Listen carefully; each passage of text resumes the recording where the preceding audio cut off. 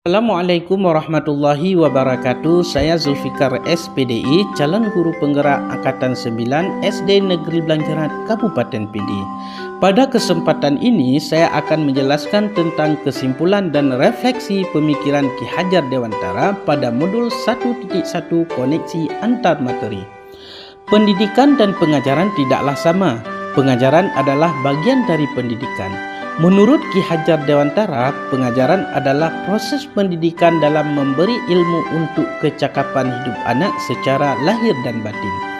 Pendidikan pada hakikatnya adalah menuntun atau memberi tuntunan terhadap segala kekuatan kodrat yang dimiliki anak agar ia mencapai keselamatan dan kebahagiaan yang setinggi-tingginya sebagai manusia dan masyarakat.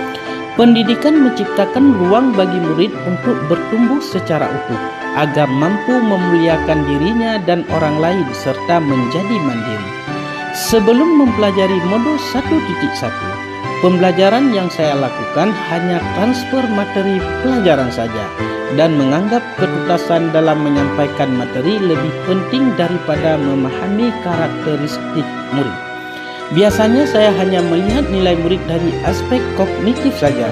Misalnya ketika mereka menyelesaikan tugas atau ulangan harian, jika nilai sudah mencapai KKM dinyatakan bahwa pembelajaran tersebut sudah berhasil. Selain itu, saya juga beranggapan bahwa murid hanya sebagai objek pembelajaran saja, sehingga pembelajaran berpusat kepada guru atau teacher center. Sebelumnya saya tidak memperdulikan apakah murid sudah benar-benar paham dari apa yang saya ajarkan atau tidak, karena fokus utama saya lebih ke capaian materi, mengingat materi yang saya ajarkan cukup padat setiap semesternya. Saya pun hanya meminta siswa untuk menghafal materi saja yang saya ajarkan tanpa memikirkan bagaimana cara agar materi tersebut dapat dipahami dengan sepenuhnya. Sehingga saya pun sering merasa gagal, mengeluh jika banyak murid yang tidak tuntas setelah melakukan evaluasi.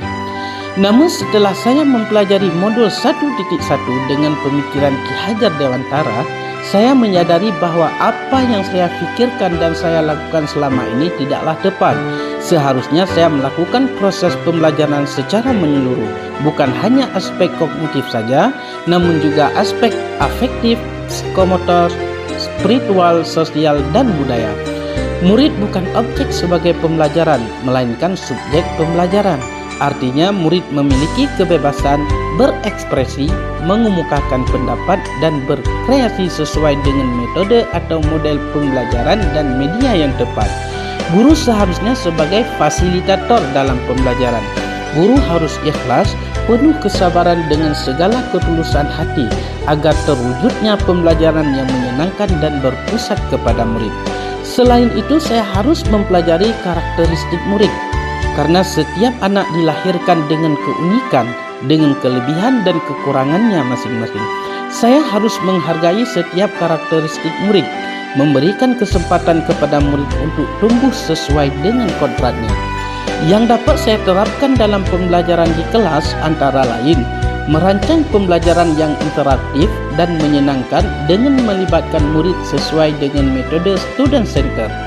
Berikutnya saya akan menerapkan pembelajaran yang sesuai dengan pemahaman atau pemikiran Ki Hajar Dewantara dengan cara berpikir kritis, kreatif, komunikasi, dan kolaborasi pada konsep memerdekakan anak.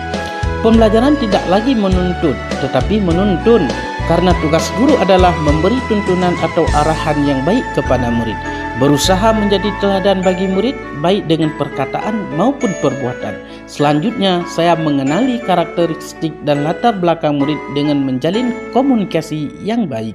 Semoga video ini menginspirasi bagi Bapak Ibu pejuang pendidikan. Salam guru penggerak. Assalamualaikum warahmatullahi wabarakatuh.